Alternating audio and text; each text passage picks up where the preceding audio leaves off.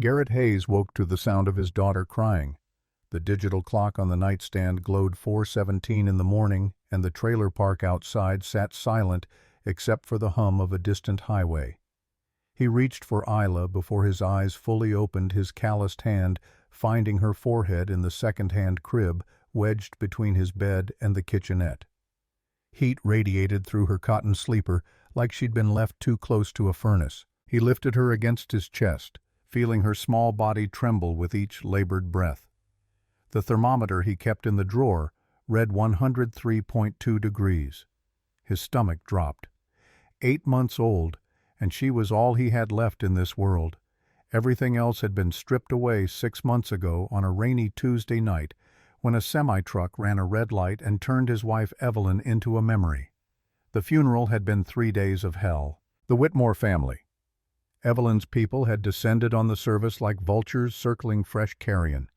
Old money Connecticut bloodlines, the kind of wealth that bought senators and named hospital wings. They'd made their position clear at the wake. Mrs. Eleanor Whitmore, Evelyn's mother, had cornered him near the casket with 2 lawyers flanking her like bodyguards. "Our granddaughter deserves better than this." She'd gestured vaguely at him at his borrowed suit that didn't quite fit at the calloused hands that fixed electrical panels and crawled through ductwork for a living. "Evelyn made a mistake marrying you. We won't compound it by letting that child grow up in poverty." He'd taken Isla and disappeared that night. New city, new apartment, a maintenance job at Caldwell Industries that paid just enough to keep formula in the cabinet and the lights on. He kept his head down, avoided cameras, paid cash when he could. The Whitmores had investigators, lawyers' connections that reached into courtrooms and police departments. One slip and they'd bury him in litigation he couldn't afford to fight. He gave Isla infant acetaminophen and walked her around the cramped space until the sky outside began to pale. By 6:30 the fever had dropped to 101.8, but she was still flushed and whimpering against his shoulder. He called the daycare center and got the answer he'd expected. Company policy prohibited children with fevers above 100 degrees. She couldn't come back until she'd been fever-free for 24 hours. His phone buzzed on the counter. Email notification. The subject line made his chest tighten. Mandatory attendance. Meridian HVAC review, 9 a.m. The message came from facilities management, but bore a footer that read, "This directive originates from the executive office of Vivian Caldwell, CEO." Even her name carried weight in the building. He'd seen her exactly twice in the 4 months he'd worked there. Once during a company-wide meeting where she'd stood at a podium and discussed quarterly earnings with the warmth of a bankruptcy attorney. Once in passing when the elevator doors had opened on the 42nd floor and she'd stepped out in a charcoal suit that probably cost more than his truck, her heels clicking against marble like a judge's gavel. The other maintenance workers whispered about her in the break room. Ice Queen, Ball Buster, the woman who fired 3 VPs in one afternoon because a product launch missed projections by 2%. She'd inherited Caldwell Industries from her father at 31 and spent the next 5 years transforming it from a regional player into a national powerhouse. Nobody wanted to be on her radar. Nobody wanted to give her a reason to notice they existed. Garrett sat on the edge of his bed with Isla in his arms and faced the mathematics of survival. If he stayed home, he lost the job. Without income, the trailer park eviction notice would come within weeks. Without stable housing, the Whitmores would have everything they needed to paint him as an unfit father in front of a judge. They'd take Isla, raise her in their world of private schools and country clubs, teach her that her father had been a failure too weak to provide for his own child. But bringing Isla to work meant violating company policy. Children weren't permitted in the building. If anyone discovered, her security would escort him out, and human resources would have termination paperwork ready before he reached the parking lot. He looked down at his daughter. Her eyes were glassy with fever, tiny fingers gripping his shirt. She had Evelyn's nose the same slight upturn at the tip. She had no idea how fragile their existence really was, how close they stood to the edge every single day. He made his decision. By 8:15 he was walking through the lobby of Caldwell Industries with Isla hidden in an oversized canvas tool bag. He'd given her another dose of medicine, changed her diaper, fed her a bottle to keep her calm. The bag was unzipped just enough for air circulation, and he kept one hand inside resting on her chest so she could feel his presence. His heart hammered against his ribs with every step across the polished marble floor. Every glance from employees heading to their desks, every security guard who looked his way. The elevator ride to the fourth floor felt like descending into a mine shaft with unstable supports. When the doors opened, he moved quickly through the corridor, scanning for empty spaces. Most of the rooms were occupied with engineers preparing presentations, analysts reviewing data on multiple monitors. Near the service stairwell, he found a mechanical room used for storing HVAC equipment. The door was unlocked. He stepped inside and closed it behind him. The space smelled like machine oil and dust. He set the tool bag on a workbench and carefully lifted Isla out. She blinked at him, still drowsy from the medicine. He arranged a makeshift bed using his jacket and some clean shop towels, tucking them around her on the concrete floor in the corner farthest from the door. He knelt beside her and pressed his lips to her forehead. Still warm but not burning the way she had been at 4 in the morning. The medicine was buying him time. He just needed a few hours to get through the meeting, prove he was reliable, keep his name off any termination lists. Then he could take her home and no one would ever know. "I'll be right back, sweetheart. You need to sleep okay. Daddy's going to be close by. I love you more than anything in this world." Isla's eyes fluttered closed. He backed toward the door, leaving it slightly ajar so he could hear if she cried. The baby monitor app on his phone would alert him to any sound above a whisper. He checked his watch, 8:52. 8 minutes until the meeting started. He straightened his work uniform, took a breath that didn't quite fill his lungs, and walked toward the main conference hall. He didn't know it yet, but he'd just crossed into the gravitational pull of Vivian Caldwell's world, and the trajectory of his life had already begun to change. The conference room held maybe 40 people when he arrived. Maintenance staff, HVAC technicians, a handful of engineers who'd been called in to explain why the climate control system for the East Wing had failed during yesterday's board presentation. Garrett found a seat near the back, keeping his phone on silent but checking it every 30 seconds. The baby monitor app showed a flat green line. Isla was still asleep. The room hummed with anxious energy. Everyone understood what was at stake. The Meridian project represented Caldwell Industries' largest infrastructure initiative in company history, a smart building system that promised to revolutionize energy efficiency in commercial real estate. Vivian Caldwell had staked her reputation on its success. Yesterday's HVAC failure during the investor presentation had been, in her words, relayed through 3 layers of management and unacceptable embarrassment. At exactly 9 o'clock, the door at the front of the room opened. Vivian Caldwell walked in, and the temperature seemed to drop 5 degrees. She wore a black suit with a white silk blouse. Her dark hair pulled back in a style that suggested she'd been awake since 5, working through reports most people wouldn't understand. Her eyes swept across the assembled workers like a prosecutor reviewing suspects in a lineup. She didn't smile. She didn't offer pleasantries. She took her position at the head of the conference table and began speaking in a voice that could have etched glass. The Meridian project lost $2 million in investor confidence yesterday because this room failed to do its job. I don't accept excuses. I don't accept explanations that begin with "we didn't anticipate" or "the system wasn't designed for." I accept solutions. Who can tell me why the HVAC system for the East Wing shut down in the middle of a presentation to 7 institutional investors? The lead engineer started to speak. Vivian cut him off before he finished his first sentence. "I didn't ask for a history lesson. I asked for the root cause." Garrett watched her the way someone might watch an approaching storm. There was something almost beautiful in her precision, the way she dismantled weak arguments with surgical efficiency. But beneath the control, he recognized something else. He'd seen it in the mirror often enough during the months after Evelyn died. Fear dressed up as anger. Pain buried under layers of professional distance. The meeting ground forward. Charts appeared on screens. Technicians pointed to schematics and highlighted potential points of failure. Vivian listened with the intensity of someone conducting a murder investigation, asking questions that exposed gaps in logic before the speaker had finished their explanation. Garrett tried to focus, but his mind kept drifting to the mechanical room 3 floors below. Was Isla still asleep? Was the fever climbing again?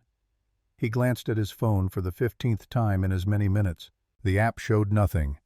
40 minutes into the meeting, his phone screen lit up with a notification. Sound detected. Mechanical room 4B. Alert level high. His blood turned to ice water.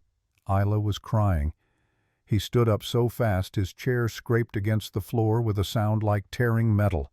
Half the room turned to look at him. Vivian Caldwell's eyes locked onto his face with the focus of a sniper acquiring a target. "Mr. Hayes, do you have somewhere more important to be?" His throat had gone dry. Every instinct screamed at him to run, but running would raise questions he couldn't answer.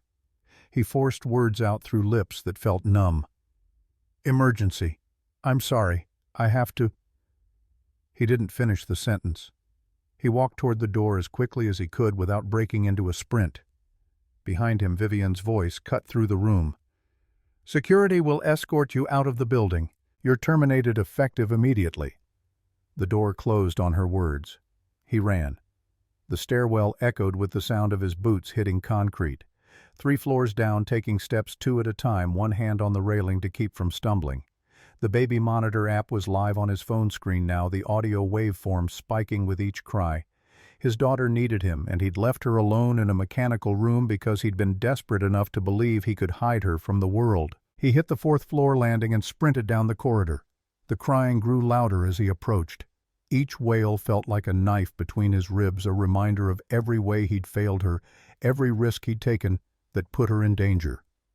He pushed open the mechanical room door, ready to scoop Isla into his arms and disappear into whatever came next. But he wasn't alone.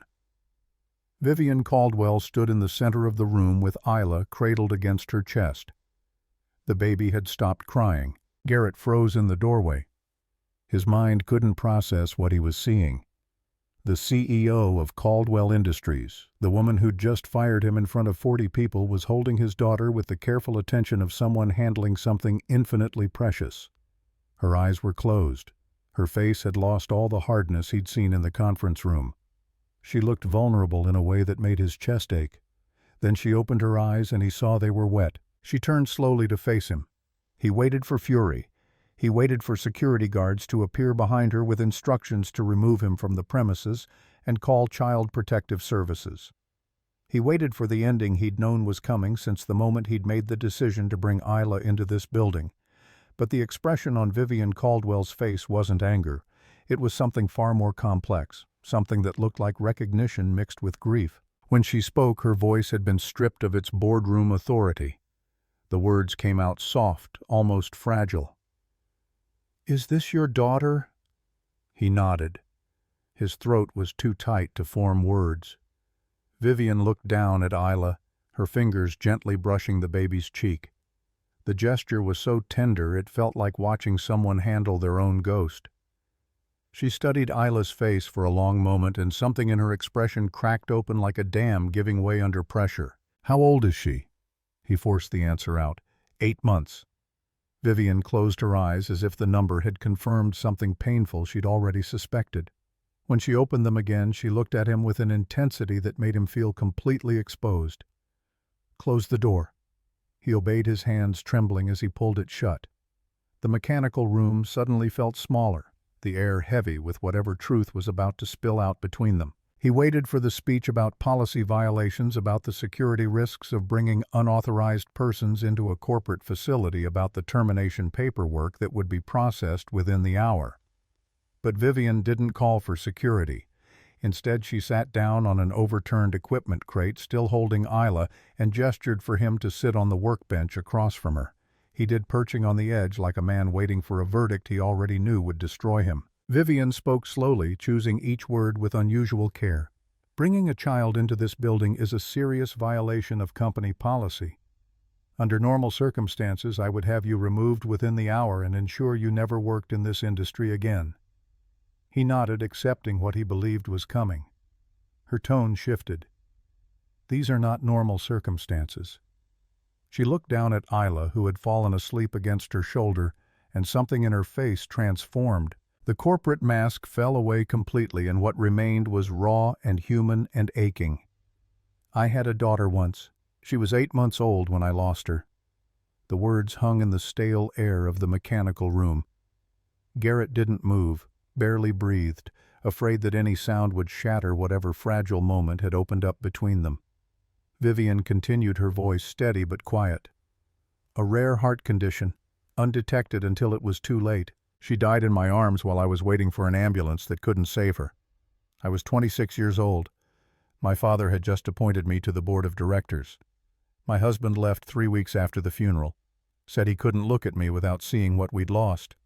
She paused, her fingers tracing gentle patterns on Isla's back. "I never spoke about it to anyone at this company. I buried it so deep I almost convinced myself it hadn't happened. Built walls high enough that nothing could touch me again. Then I heard your daughter crying and I found her here, and when I picked her up—" Her voice caught. She took a breath before finishing. "I hadn't held a child that age in 10 years. I'd forgotten what it felt like. The weight of them, the way they fit against you. The trust." Garrett sat in stunned silence. He'd prepared himself for consequences for the systematic destruction of everything he'd been trying to protect. He hadn't prepared himself for this, for seeing the woman who'd built an empire reveal the grief she'd used as its foundation. Vivian composed herself, the walls rebuilding brick by brick. But something fundamental had shifted. She'd shown him what lived behind the Ice Queen reputation, and they both knew he'd seen it. She made him an offer that rewrote the rules of his existence. "You can keep bringing your daughter to work, not hidden in mechanical rooms. There's a private lounge adjacent to my office suite on the 42nd floor. It's rarely used. Comfortable furniture, good lighting, a door that locks. She can stay there during work hours. You can check on her whenever you need to." He stared at her, unable to process the reversal. "In exchange, I'm transferring you to the executive floor as my facilities superintendent. I need someone I can trust, someone discreet, someone who understands what it means to protect something precious at all costs." The job offer hung between them like a life preserver thrown to a drowning man. He should have questioned it, should have asked why she was extending this kind of generosity to someone she'd fired 20 minutes earlier. But he was in no position to refuse. The Whitmores were still hunting him. Isla still needed food and medicine and a roof that didn't leak when it rained. "I accept." Vivian nodded once the decision made and sealed. "Report to the 42nd floor tomorrow morning at 7. I'll have the lounge prepared." She stood still, holding Isla, and walked toward him. For a moment he thought she might hand his daughter back. Instead, she looked at the sleeping baby with an expression that held 10 years of buried longing. "She's beautiful. You're lucky."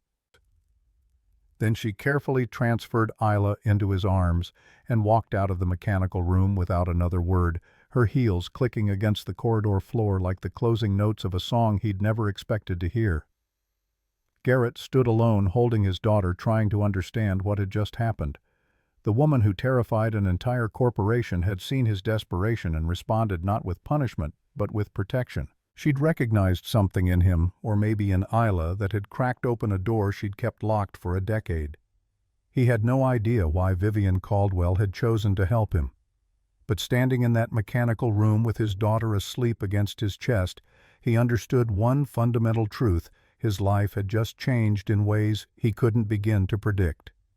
The next morning he reported to the 42nd floor with Isla bundled in a carrier against his chest. The elevator doors opened onto a world of polished marble and floor-to-ceiling windows overlooking the city.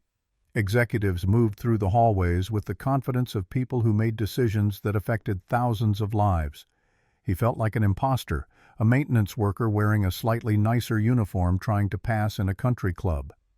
Vivian's executive assistant, a woman in her 50s with reading glasses on a chain, directed him to a door near the corner office. The lounge was exactly as promised.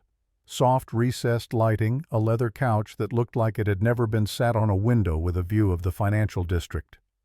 In the corner sat a portable crib, a changing table stocked with diapers, and a small refrigerator humming quietly. He stared at the setup, overwhelmed. The crib alone probably cost more than his monthly rent. The changing table was better equipped than anything he had at home. Someone had arranged this overnight. Someone had cared enough to make sure Isla would be comfortable. Vivian appeared in the doorway as if summoned by his thoughts. She wore navy blue today, her expression back to its corporate neutrality, but her eyes lingered on the crib. "Everything you need should be here. If something's missing, tell my assistant." "This is too much. I can't." "You can and you will. Your daughter deserves a safe place to sleep while you work. This isn't charity, Mr. Hayes. This is practical. I need you focused on your job, not worried about whether she's being taken care of." She handed him a tablet computer. "Your assignments will come through this. Building systems maintenance requests anything requiring immediate attention. The executive floor has different standards than the rest of the facility. I expect those standards to be met." He took the tablet, still processing the surreal nature of his new reality. 24 hours ago he'd been hiding his daughter in a mechanical room. Now he had an office on the executive floor and a boss who'd experienced the same kind of loss that woke him up at 3 in the morning drenched in cold sweat. Vivian turned to leave, then paused in the doorway. "There's one more thing. If anyone asks why you're here, the official story is that you demonstrated exceptional technical knowledge during the Meridian Review. Your understanding of the HVAC system impressed me enough to warrant a promotion. That's the version that goes in your personnel file." She met his eyes with an expression that held layers of meaning he couldn't quite parse. "The truth stays between us." "Understood." "Yes, ma'am." She nodded once and walked away, leaving him alone with Isla and a job that felt like stepping onto a stage without knowing his lines. The weeks that followed taught Garrett that working for Vivian Caldwell meant operating at a level of precision he'd never experienced. She expected perfection not as an aspiration, but as the baseline. When a conference room's climate control drifted 2 degrees off the programmed temperature, she noticed, and sent him a message within minutes. When a light fixture in her office developed a barely perceptible flicker, she had him replace the entire assembly before the afternoon. But she was also fair in ways the corporate legends never mentioned. When he diagnosed a building-wide electrical issue that would have cost $200,000 to fix, using the original contractor's proposal, then solved it himself for $12,000 in parts and labor. She sent a company-wide memo crediting his technical expertise. When he worked 16-hour days to complete an emergency retrofit before a major client visit, she approved overtime pay without question and had dinner delivered to his apartment for the rest of the week. He began to see the woman behind the reputation. She worked brutal hours, arriving before sunrise and leaving long after the last executive had gone home. She ate most meals at her desk, reviewing reports and financial projections with the intensity of a scholar decoding ancient texts. Her office held no family photos, no personal touches, no evidence of a life beyond these walls. The only time her guard dropped was when she visited Isla in the lounge. She came by every day, usually in the late afternoon when meetings had drained the energy from her face. She'd stand in the doorway watching Isla sleep or play with the toys Garrett brought from home. Sometimes she'd sit on the floor and let Isla grab her fingers, making quiet sounds of wonder when the baby smiled. In those moments, the hardness left her completely, and what remained looked almost young, almost hopeful. Garrett pretended not to notice. He'd file away these observations like evidence of something important he didn't yet understand. He also lived with constant fear threading through his days. Every morning he scanned the lobby for unfamiliar faces who might be investigators working for the Whitmores. Every night he checked the locks on his trailer door twice before allowing himself to sleep. They had resources he couldn't match, connections that reached into courtrooms and police departments. It was only a matter of time before they found him. The threat arrived on a Tuesday afternoon, 6 weeks after he'd started working on the executive floor.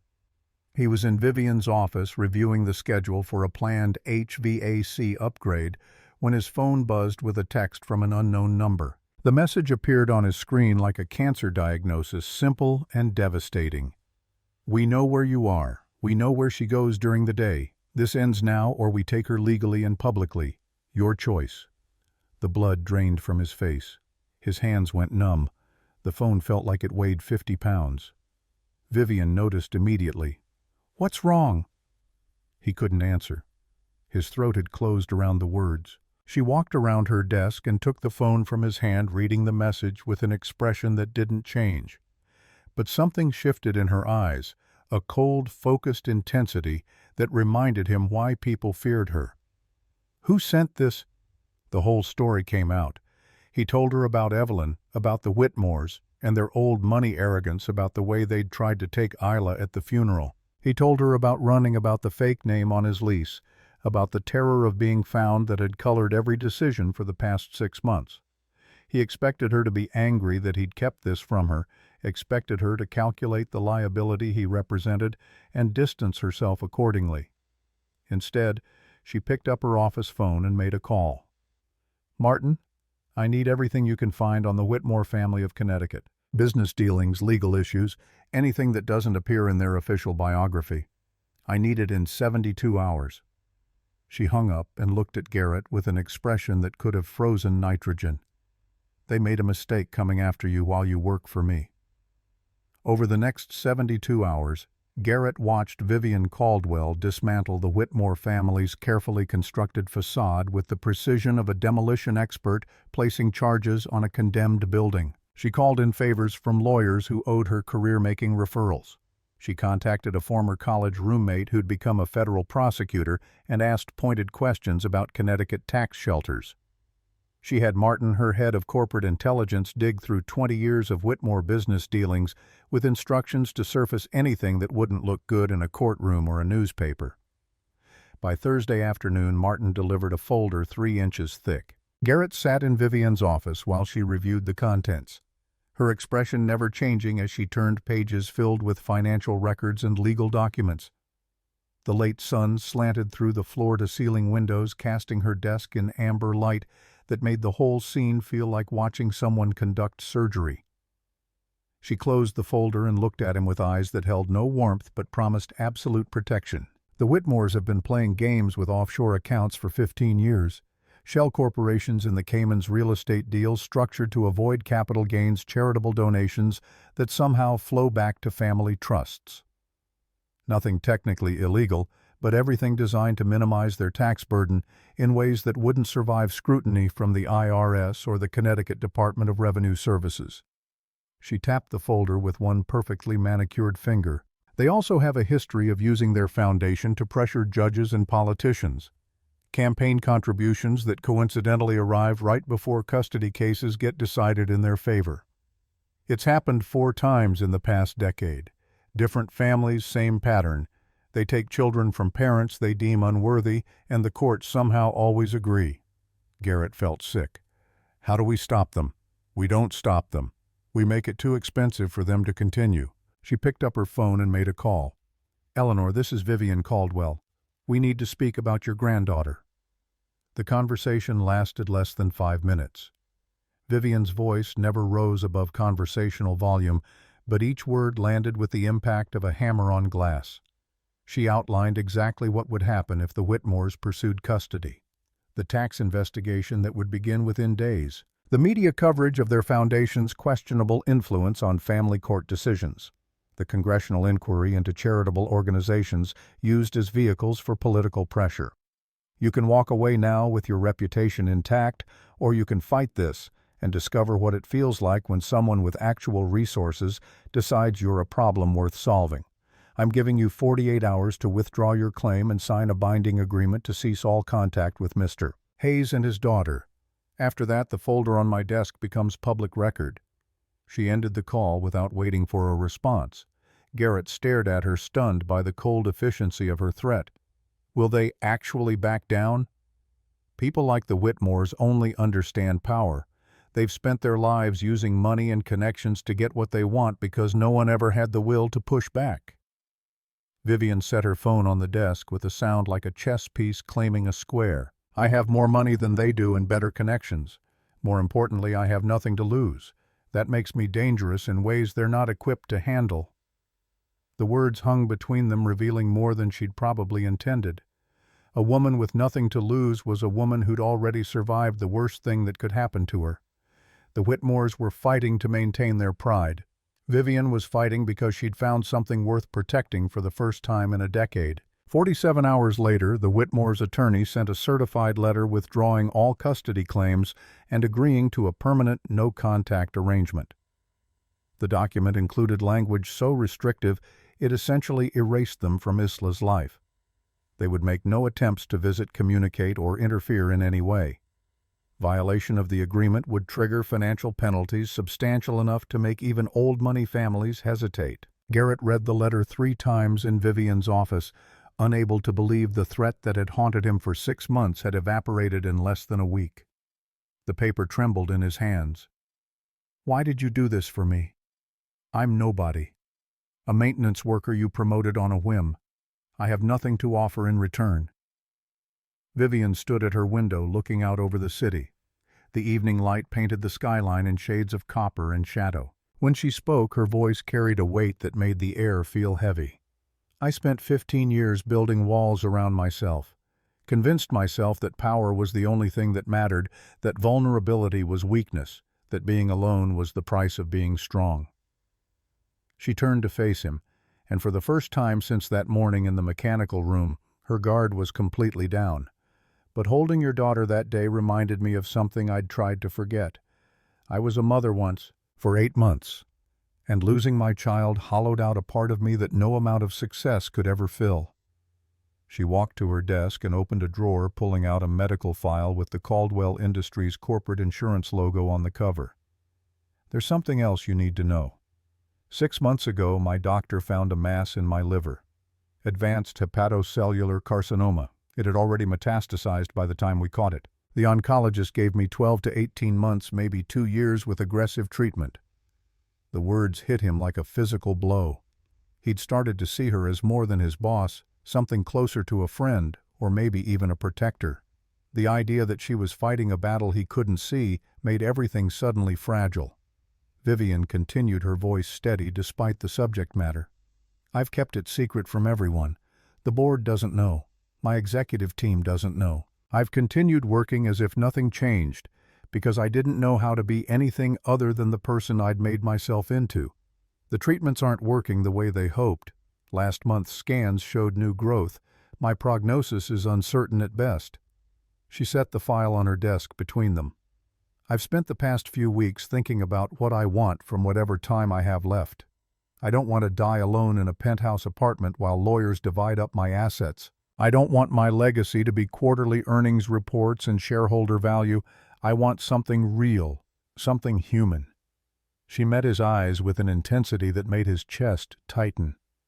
"I want a family." The statement hung in the air like a confession. Garrett understood what she was building toward, but his mind refused to accept where this conversation was headed. She was Vivian Caldwell, CEO of a billion-dollar corporation. He was a maintenance worker who'd spent 6 months hiding from his dead wife's family. They existed in completely different worlds. But Vivian crossed the distance between them and spoke with absolute clarity. "I want you to marry me. Not for love, not in the traditional sense, for something more practical and more honest.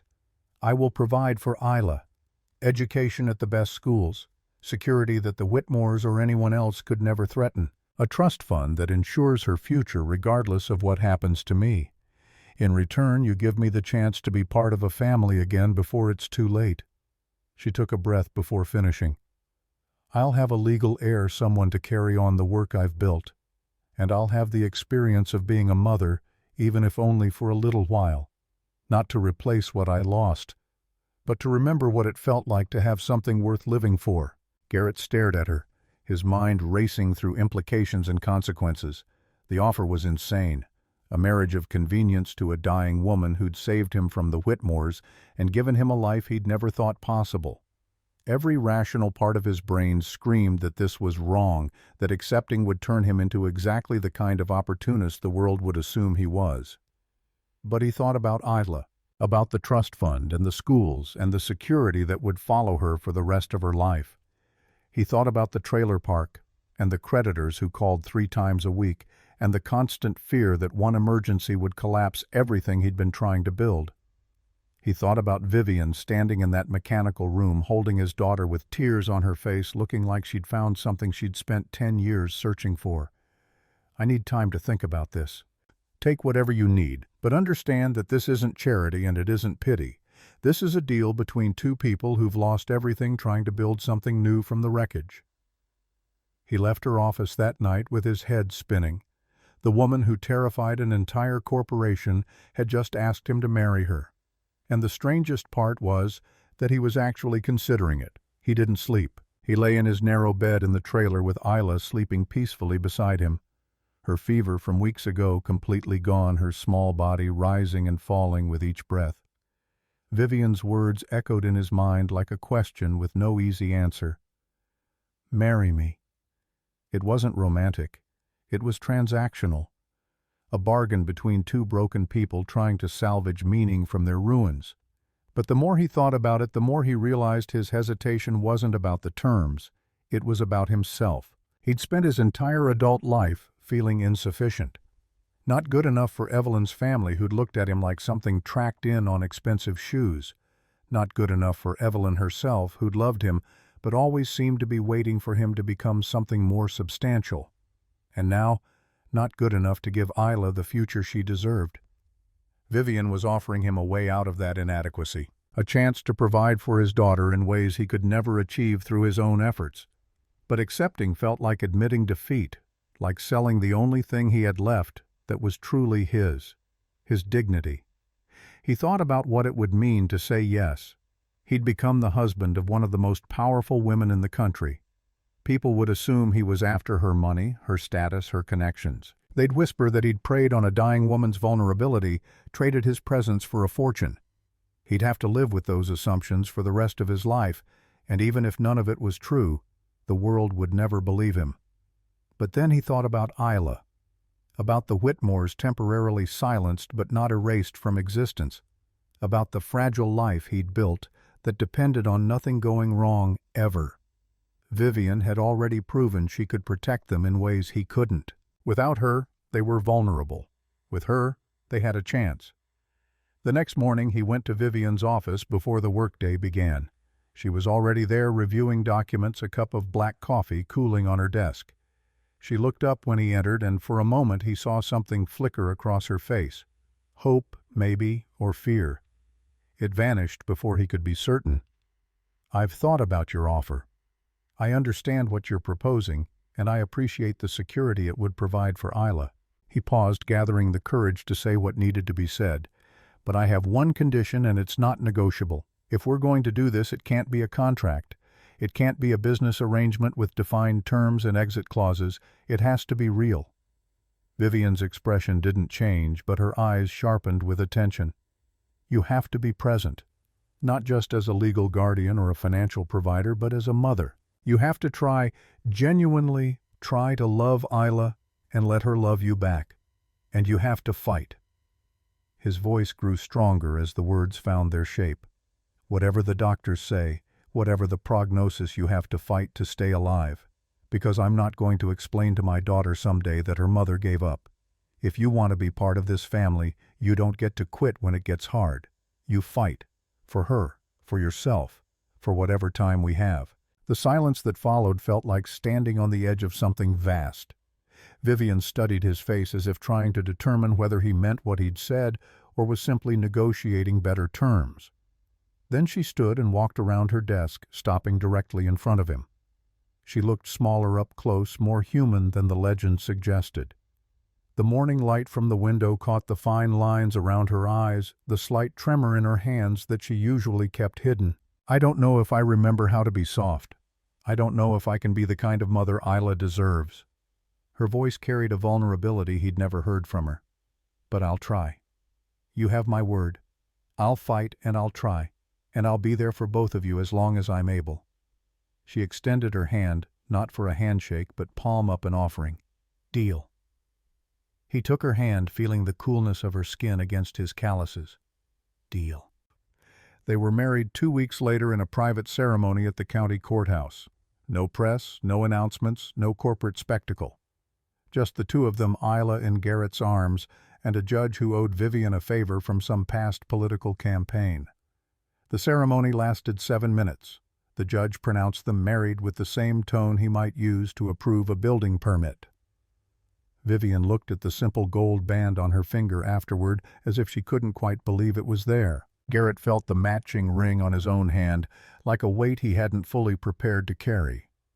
They drove back to Vivian's penthouse in her town car, the driver navigating traffic with the smooth efficiency of someone who'd made this route 1,000 times.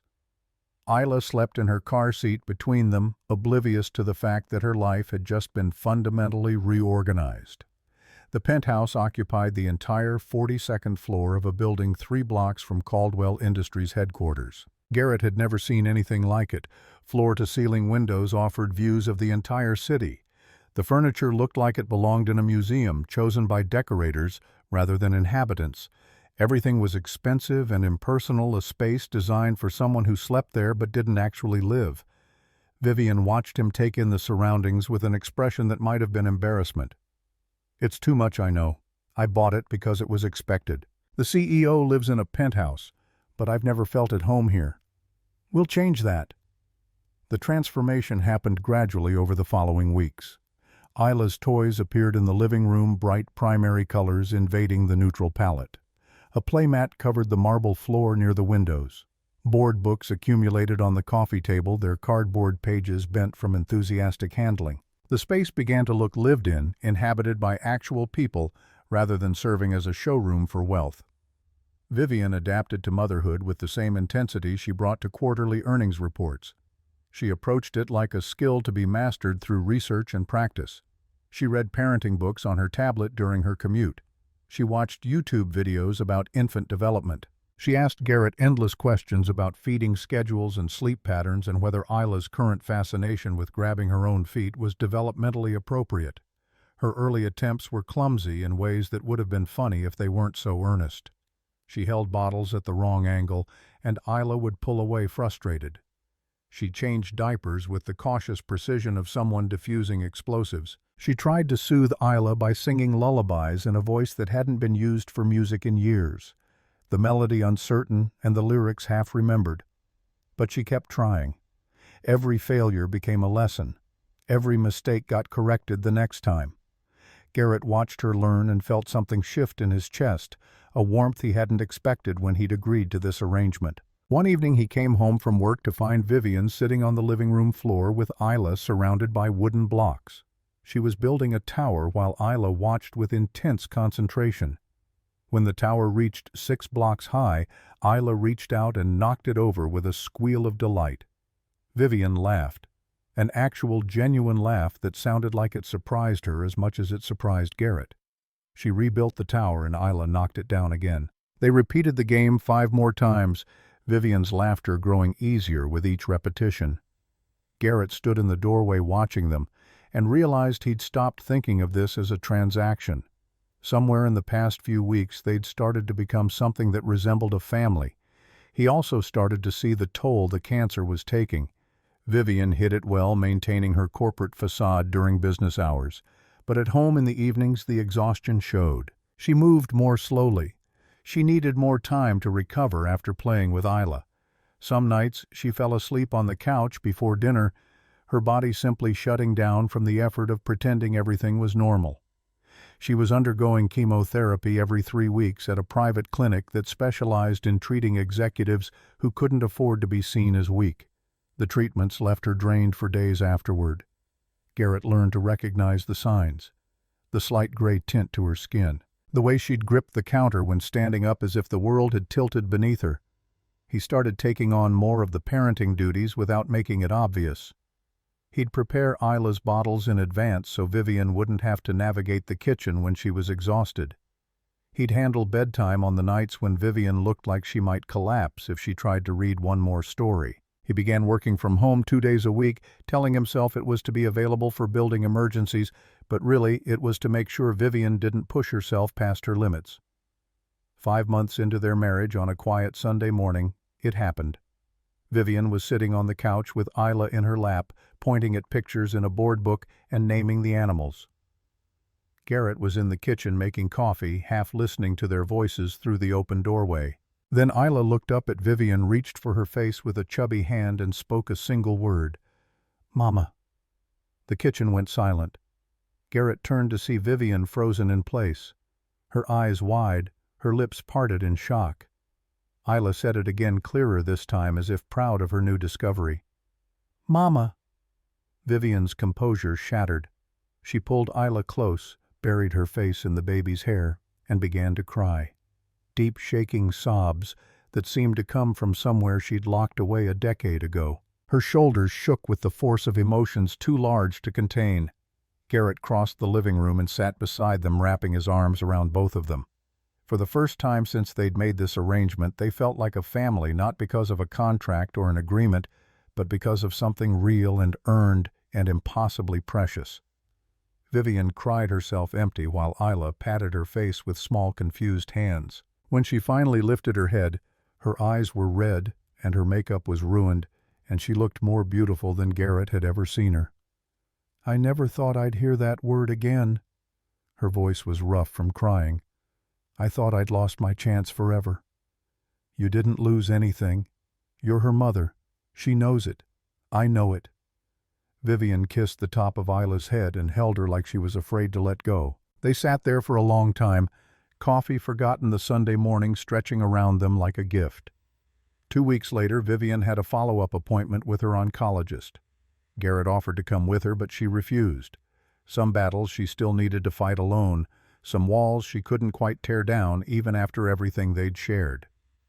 He spent the morning at home with Isla, trying not to check his phone every 5 minutes, trying not to imagine the worst possible outcomes. Dutch called to check in, the old man's voice gruff with concern. "How's she holding up?" "Better than she should be. Stronger than anyone I've ever met." "And you? How are you doing with all this?" Garrett watched Isla play with blocks on the living room floor, building towers and knocking them down with methodical determination. "I don't know. 6 months ago this was supposed to be temporary, a deal. Now I can't imagine my life without her in it." Dutch was quiet for a moment before responding. "That's called love, son. It doesn't always arrive the way you expect." When Vivian came through the door that afternoon, her face was unreadable, the neutral corporate mask she wore into board meetings and investor presentations. Garrett stood, his heart hammering against his ribs, bracing himself for whatever she was about to say. She walked toward him slowly. Then she did something he'd never seen her do in all the months they'd been together. She smiled. Not the polished professional expression she used in negotiations. A real smile, wide and unguarded and slightly disbelieving. "The doctors made a mistake." The words didn't immediately make sense. Garrett stared at her, trying to parse meaning from a sentence that seemed to contradict everything they'd been preparing for. Vivian's smile grew wider, tears gathering at the corners of her eyes. "The original imaging was misread. The radiologist who reviewed my scan 6 months ago made an error. They brought in a specialist to do a comprehensive reevaluation. The mass they found is benign, a hemangioma, not carcinoma. It's been shrinking on its own." She took his hands, her grip almost painful in its intensity. "There is no cancer, Garrett. I'm not dying. I'm going to live." The relief hit him like a tidal wave, so overwhelming he couldn't process it. His knees went weak. He pulled her into his arms and held on while she trembled against him, both of them shaking from the weight of a burden suddenly lifted. "I don't understand." Her voice was muffled against his shoulder. "I spent 6 months preparing to die, arranging my affairs, making peace with the end. I married you because I thought I was running out of time. Now they're telling me I have years, decades maybe. I don't know how to prepare for living." Garrett pulled back enough to look at her face, cupping it in his calloused hands. "You don't prepare. You just stay. You stay here with us, and we figure it out together." She kissed him then.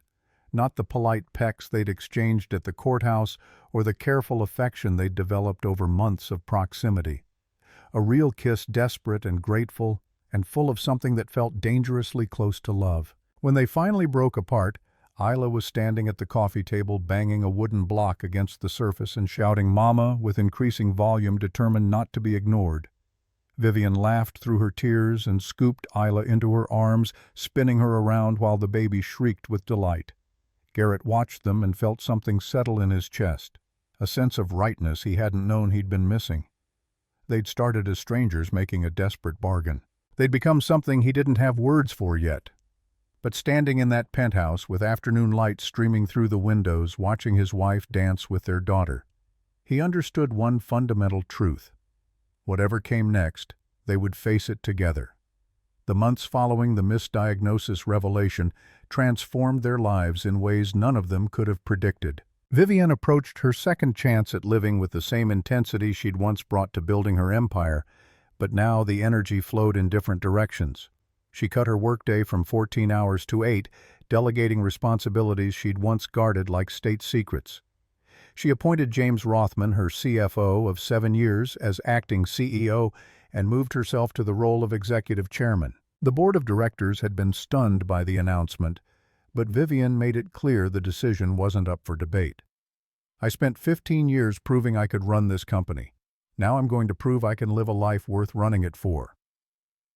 The statement made its way through the corporate rumor mill within hours, spawning speculation about health crises and secret buyout negotiations.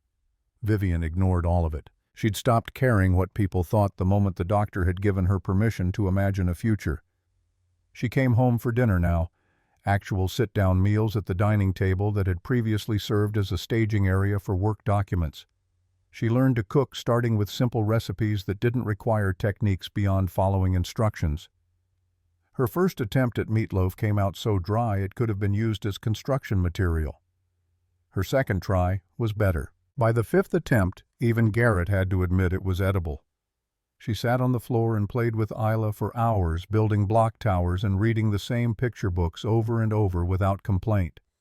She took Isla to the park on Saturday mornings, pushing the swing and standing ready to catch her at the bottom of the slide.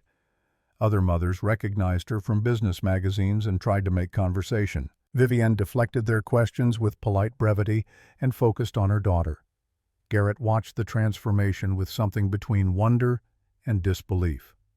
The woman who'd terrified an entire corporation was now singing nonsense songs and making exaggerated faces to get a baby to laugh. The Ice Queen had melted into someone warm and present and surprisingly good at voices for storybook characters. But the change that struck him most deeply was the way she looked at him. The careful distance they'd maintained during the first months of their arrangement had evaporated. She touched him casually now, her hand on his shoulder when she passed behind his chair, her fingers brushing his when they both reached for Isla at the same time. She kissed him goodnight with increasing familiarity, the gestures moving from polite to intimate in gradual increments. He found himself responding in kind. What had started as a business transaction had evolved into something he didn't have vocabulary for yet. They were married, yes. They shared a home and a daughter and a life that looked conventional from the outside. But the emotional landscape between them was more complex than simple labels could capture. One evening, 3 months after the misdiagnosis, they were cleaning up after dinner while Isla played in her high chair. Vivian was loading the dishwasher with the careful precision of someone still learning the optimal arrangement. Garrett was wiping down the counter, his mind half on whether they needed to reorder Isla's formula. Vivian spoke without looking up from the dishes. "I've been thinking about something. The marriage we entered into was predicated on me dying. A transaction with a defined endpoint. That endpoint no longer exists." Garrett's hand stilled on the counter. His chest tightened with a fear he hadn't anticipated.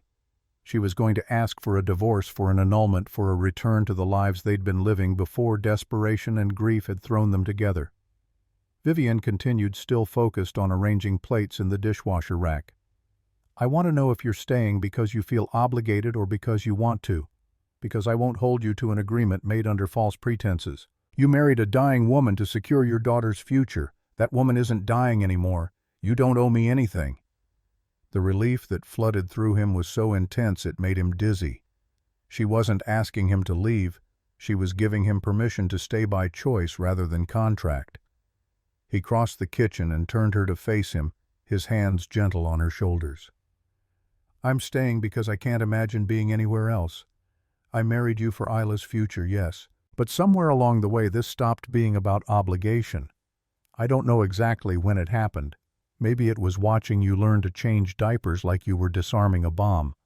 Maybe it was the night you fell asleep on the couch with Isla on your chest and I realized I wanted to protect both of you from everything the world could throw at you."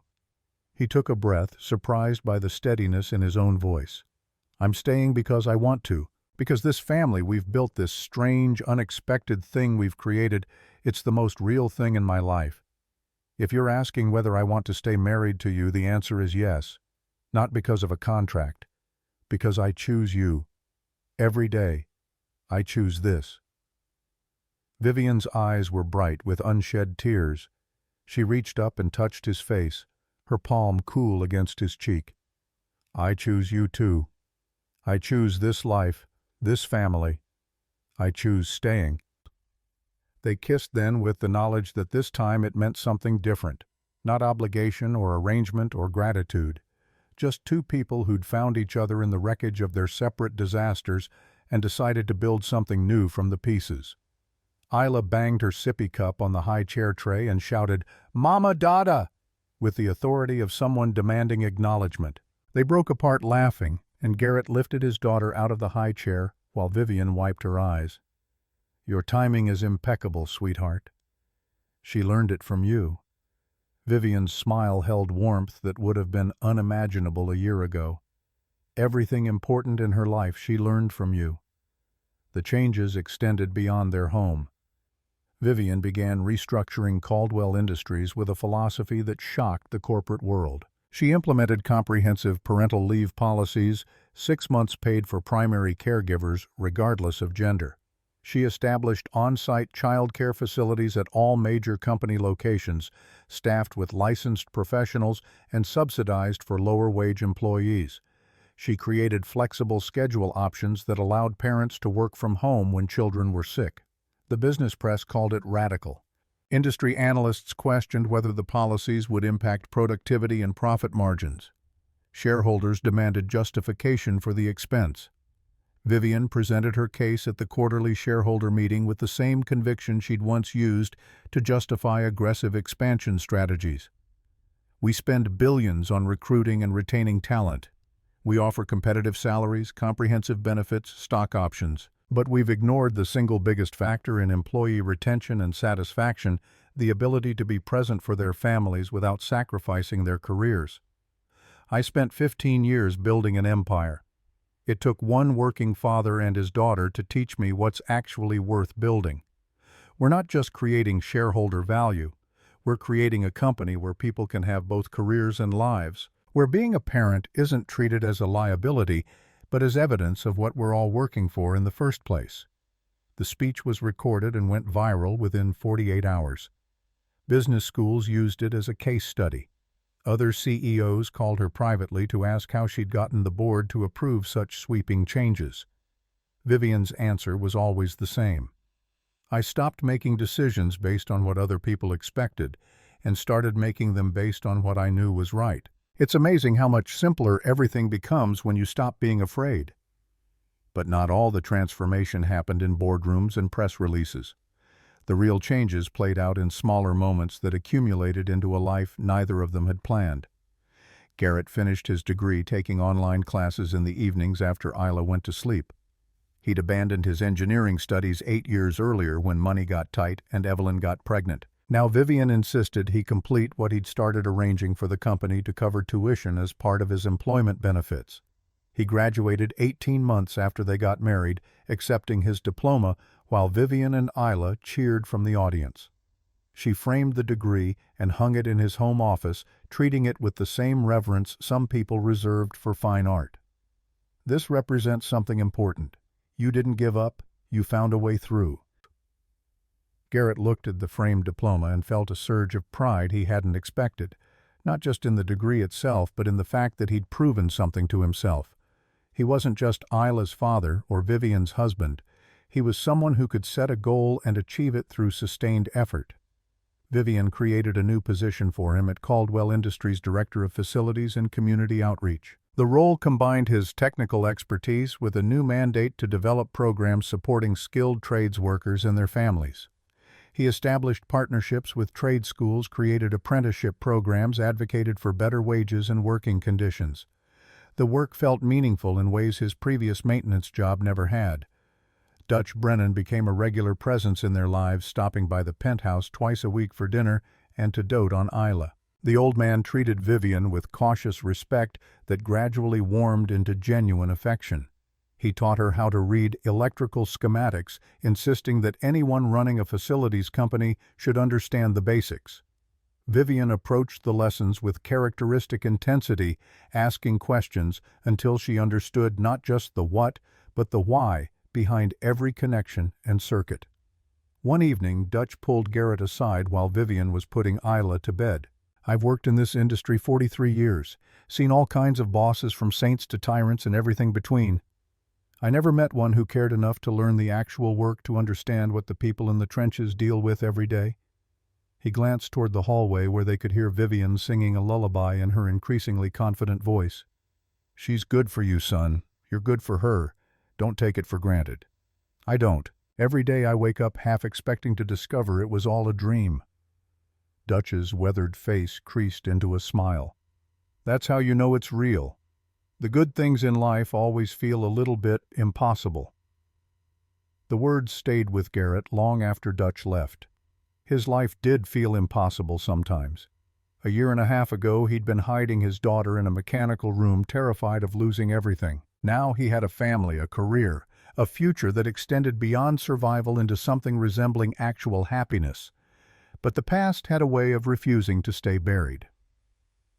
On a Tuesday afternoon in late spring, Garrett received a call from an unknown number while he was reviewing blueprints in his office.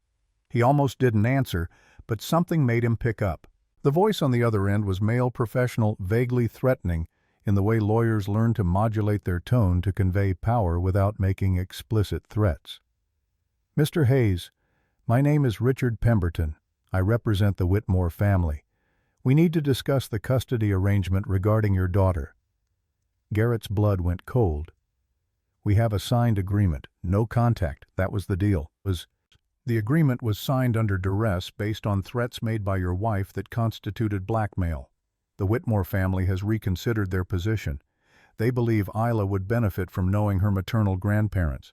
They're prepared to petition the court for grandparent visitation rights."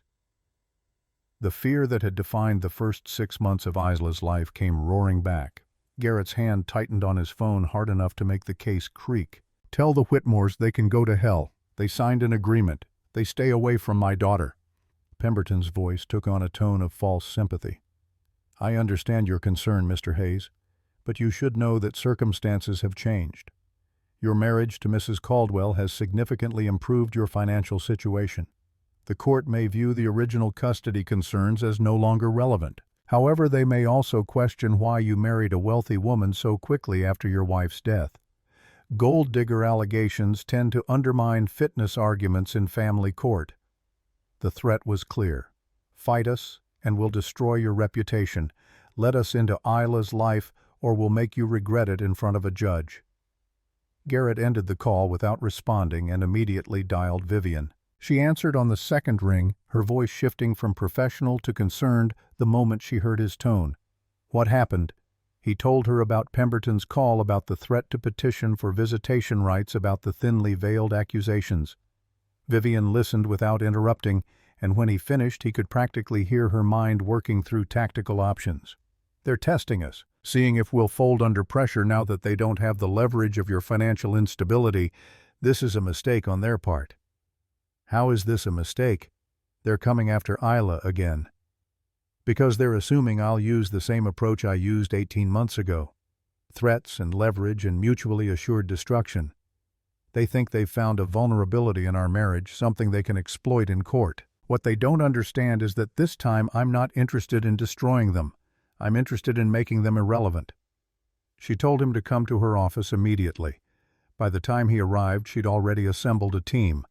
Her head of corporate counsel, a family law specialist on retainer, and Martin from corporate intelligence. They spent 3 hours developing a strategy that had nothing to do with leverage and everything to do with creating facts on the ground that would make the Whitmore's petition meaningless. Within a week, Vivian had filed formal adoption papers for Isla. The process would take months to complete, but it established legal intent.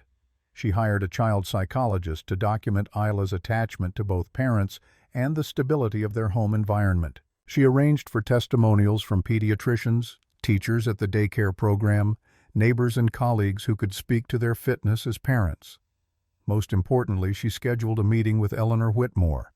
Face-to-face, no lawyers. Garrett argued against it. "She'll try to manipulate you. That's what she does." Let her try.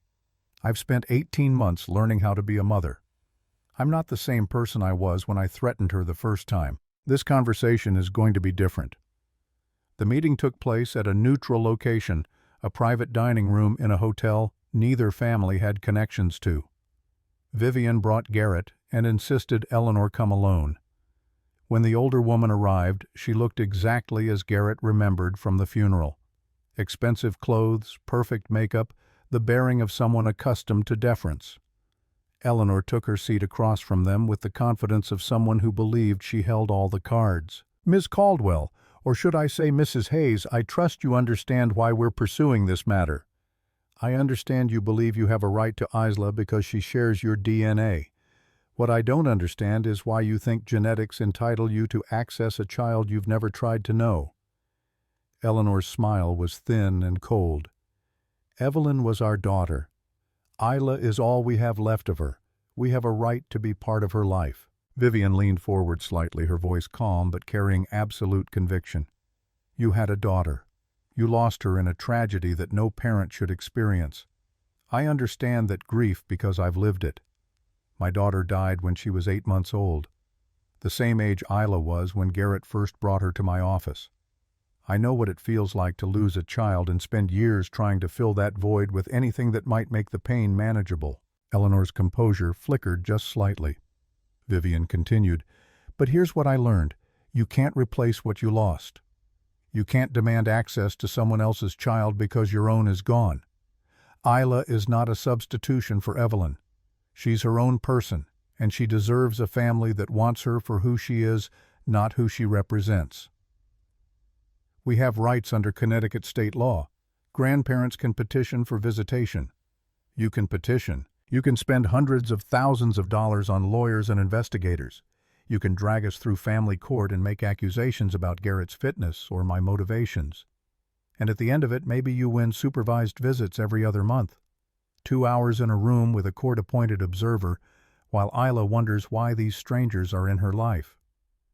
Vivian paused, letting the image settle. "Or you can make a different choice. You can respect the family Garrett has built for his daughter. You can let Isla grow up in a stable, loving home without the trauma of a custody battle. And when she's old enough to understand, when she asks questions about her mother's family, we'll tell her the truth. That you cared about Evelyn.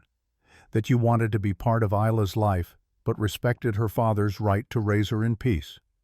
Eleanor sat very still, her mask of control showing hairline cracks. "And if we walk away, what do we get in return? You get to preserve your daughter's memory without poisoning it with legal warfare. You get to know that Isla is being raised by people who love her completely. And you get my word that when she's 18, if she wants to know you, we won't stand in her way." The older woman's eyes were bright with suppressed emotion. For the first time, Garrett saw past the aristocratic bearing to the grief underneath. She'd lost her daughter and tried to fill that void by claiming her granddaughter. But Vivian was offering her something different. Not replacement, but release. "How do I know you'll keep that promise, that you won't turn her against us?" Vivian reached across the table and did something unexpected. She took Eleanor's hand. "Because I know what it's like to lose a child.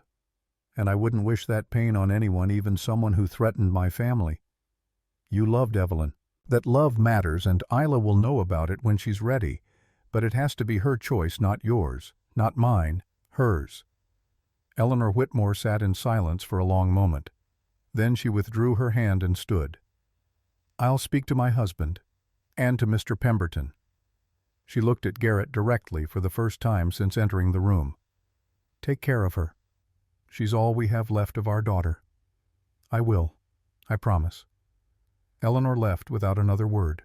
3 days later, their attorney withdrew the petition and confirmed the Whitmores would honor the original no-contact agreement until Isla reached adulthood. Garrett and Vivian stood in their penthouse that evening after Isla had gone to sleep, looking out over the city lights. "You could have destroyed them. You had everything you needed to bury them in scandal." Vivian shook her head. "I spent too many years using power as a weapon. It's more effective when you use it to give people a way out. Eleanor Whitmore isn't evil. She's a grieving mother who made bad choices because she couldn't face her loss. I gave her permission to let go. That's worth more than any legal victory." He pulled her close, marveling at how far they'd both traveled from the people they'd been. "When did you get so wise?" "I had a good teacher, a man who showed me that real strength isn't about crushing your enemies. It's about protecting what you love without losing yourself in the process." The years that followed played out like a promise kept. Isla grew from a baby into a toddler who ran everywhere and asked endless questions. She started preschool at a Montessori program 3 blocks from their building, coming home with finger paintings and elaborate stories about her friends. She called Garrett Daddy and Vivian Mama with equal enthusiasm, unaware that the family structure she lived in had been assembled from broken pieces. Vivian's health remained stable. Annual checkups confirmed the benign mass was continuing to shrink. She joked with her doctors that apparently getting a second chance at life had physical healing properties. They smiled politely and wrote, "Patient shows excellent response to reduced stress," in her medical charts. The company thrived under the new policies. Employee retention rates climbed. Productivity increased as workers no longer had to choose between career advancement and family responsibilities. Caldwell Industries became known as one of the best places to work in the country, winning awards for workplace culture and employee satisfaction. Vivian spoke at conferences and wrote op-eds about the business case for supporting working parents. She became an unlikely advocate for policies she would have dismissed as impractical just years earlier. "The best leaders I ever met didn't have MBAs from prestigious universities. They had dirt under their nails and pride in their work. They had calluses from actually building things instead of just managing people who build things. We've created a system that overvalues credentials and undervalues competence. That needs to change." The quote was picked up by every major business publication. It became a rallying cry for skilled trades workers who'd spent careers being looked down on by white-collar professionals. Garrett framed the article and hung it in his office next to his degree. On their 3rd anniversary, Vivian surprised him with a weekend trip to a cabin in the Adirondacks. They left Isla with Dutch, who pretended to be put out but was transparently delighted at the chance to spoil his honorary granddaughter. The cabin sat on a lake surrounded by pine forests, accessible only by a narrow dirt road that tested the limits of Vivian's luxury sedan. They spent 2 days doing nothing, reading on the porch, swimming in the cold lake water, cooking simple meals and eating them while watching the sunset. On the second evening, as they sat on the dock with their feet in the water, Vivian spoke with unusual hesitancy. "I need to tell you something. I've been waiting for the right moment." Garrett's chest tightened with old familiar fear. Some part of him still expected disaster, still waited for the moment when this improbable happiness would be revealed as temporary. Vivian took his hand, her fingers lacing through his. "I'm pregnant." The words didn't immediately connect to meaning. He stared at her, his brain trying to process information that seemed to contradict established medical reality. The doctors said that after the treatments, even though there was no cancer, the damage from the chemotherapy would make pregnancy unlikely. Not impossible, but unlikely enough that I shouldn't count on it. She smiled, her eyes bright with tears, and something that looked like wonder. "Apparently unlikely doesn't mean never. I'm 8 weeks along, healthy so far." The obstetrician is cautiously optimistic. Garrett pulled her into his arms, overwhelmed by a tidal wave of emotion he couldn't name. Joy and fear and gratitude and terror all mixed together into something too large for words. "Are you okay? Is it safe? What did the doctor say about the chemotherapy?" "The doctor said miracles happen in medicine sometimes. The treatment was 3 years ago. My body has had time to heal. There are risks, yes, but there are risks with any pregnancy. We'll monitor everything carefully. But Garrett, I'm going to have a baby. We're going to have a baby. Isla is going to be a big sister." He laughed and cried at the same time, holding her while the lake water lapped at their feet and the sun painted the sky in shades of gold and copper. They'd started with a transaction born from desperation. They'd built a family from grief and necessity. Now they were expanding that family through something that felt like grace. "I love you." The words came out before he'd consciously decided to say them, but they were true. had been true for longer than he'd been willing to admit. I love you, Vivian, not because you saved me from the Whitmores or gave Isla a future, because you're brilliant and stubborn and you learned to make meatloaf even though the first 5 attempts were inedible, because you read the same bedtime story 12 times in a row without complaining, because you took your second chance at life and used it to become the person you were always supposed to be. Vivian kissed him with tears on her face. I love you too. I didn't plan to. Didn't think I was capable of it anymore. But somewhere between learning to change diapers and watching you finish your degree while working full-time and raising a daughter, I fell in love with you. With the life we built. With the man who taught me that sometimes the things that save us don't look like salvation. Sometimes they look like desperation. And sometimes desperation is exactly what we need to find our way home. Their son was born 7 months later on a Wednesday morning in April. They named him Theodore after Dutch, with the middle name James after Vivian's father. He came into the world screaming with the outrage of someone who'd been evicted from comfortable accommodations, and both parents fell in love with him immediately. Isla met her baby brother with the serious intensity of a 3-year-old evaluating a new toy. She touched his tiny hand with careful fingers and declared him very small with the authority of an expert. Then she announced she would teach him everything important, starting with the names of all her stuffed animals. Dutch held his namesake with the careful reverence of a man who'd lived long enough to appreciate the weight of legacy. His eyes were wet when he handed the baby back to Vivian. You did good, both of you. Built something real. Something that matters. The years accumulated into a life that felt both ordinary and miraculous. Isla started elementary school and brought home spelling tests and science projects. Theodore learned to walk and immediately used his new mobility to get into everything his sister had carefully organized. They moved from the penthouse to a house in the suburbs with a yard and a treehouse and enough space for a family that kept expanding in unexpected ways. Vivian stepped down from her chairman role when Theodore turned 2, transitioning to a board advisory position that let her focus on policy advocacy rather than day-to-day operations. She wrote a book about building sustainable corporate cultures, which became required reading in business schools across the country. She testified before Congress about parental leave legislation and child care subsidies, bringing the same intensity to policy work that she'd once brought to quarterly earnings. Garrett built his community outreach programs into a national model.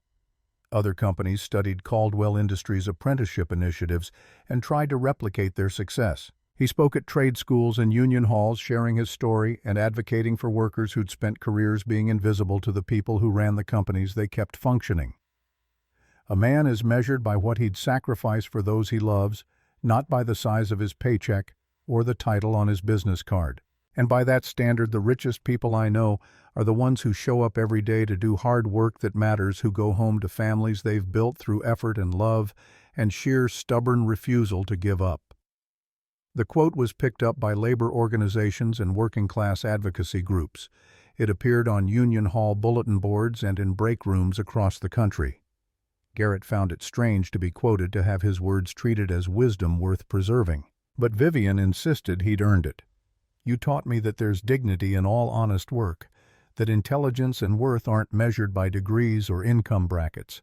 Those words matter because they're true, and because you've lived them. Dutch passed away peacefully in his sleep at 73, 2 weeks after Theodore's 4th birthday. The funeral was attended by hundreds of people whose lives he'd touched. Garrett delivered the eulogy with Vivian standing beside him and spoke about the old man who'd taught him that showing up and doing good work was its own kind of heroism. He told me once that the good things in life always feel a little bit impossible. That's how you know they're real. Dutch lived that truth every day. He showed up, did the work, cared about the people around him. He didn't need recognition or awards. He just needed to know he'd made a difference. And he did, more than he ever realized. Isla, now 7 years old, stood at the memorial service and recited a poem she'd written about her grandpa Dutch. Theodore at 4 didn't fully understand death, but knew that the man who'd taught him to use a screwdriver was gone.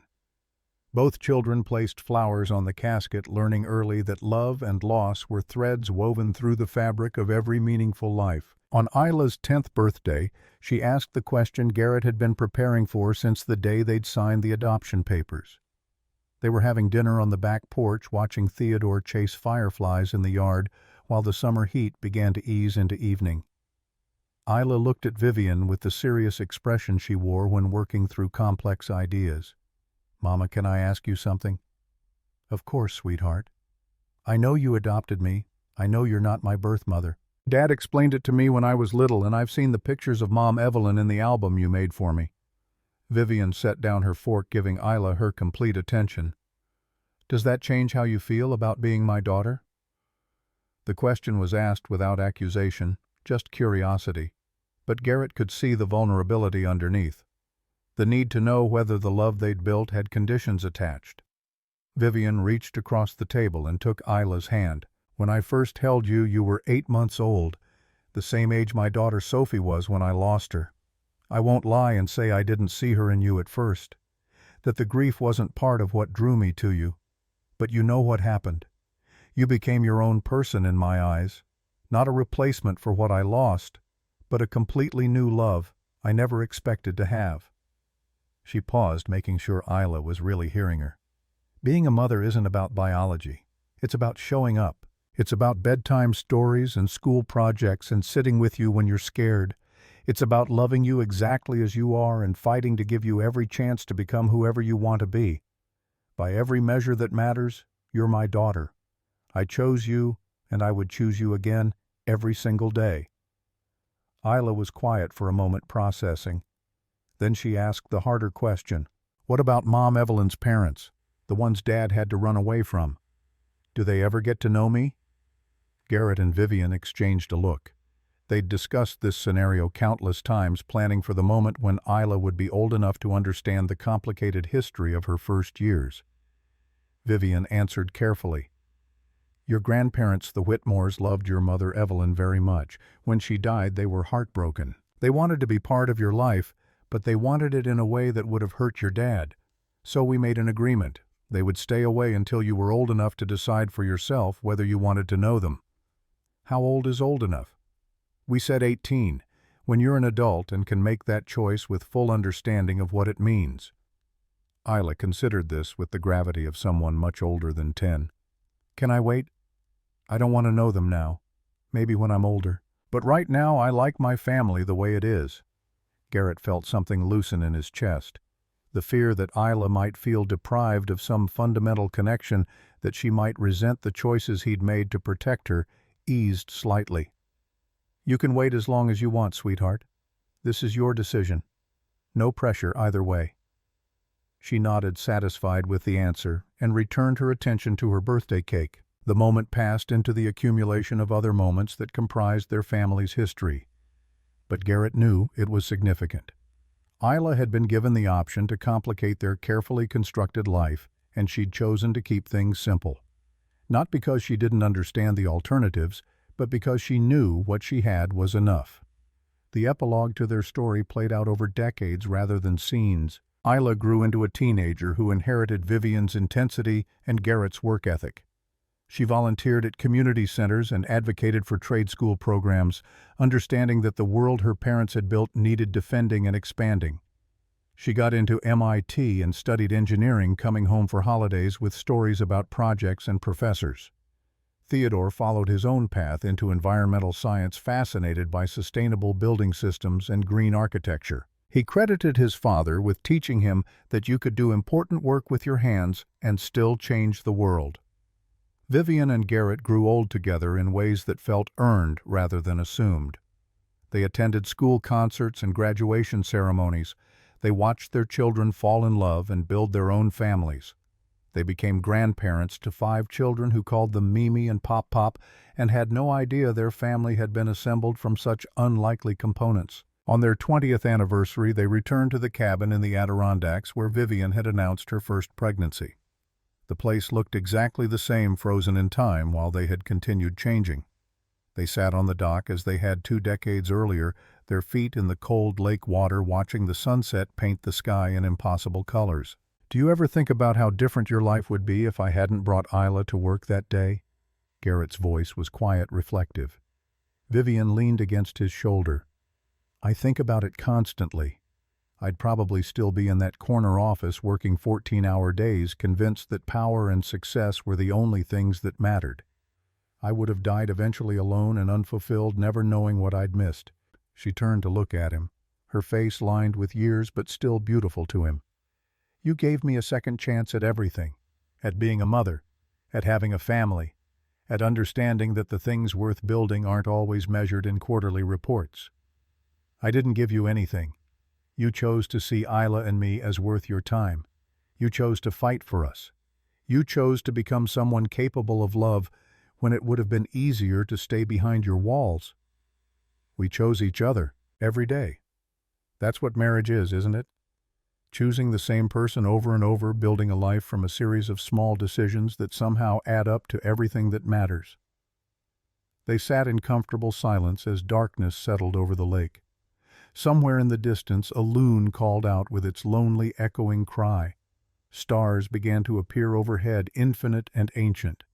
Garrett thought about the trajectory of his life, from desperation to grace, from hiding his daughter in a mechanical room to building a legacy that would outlast him, from being nobody to understanding that worth wasn't measured by other people's standards.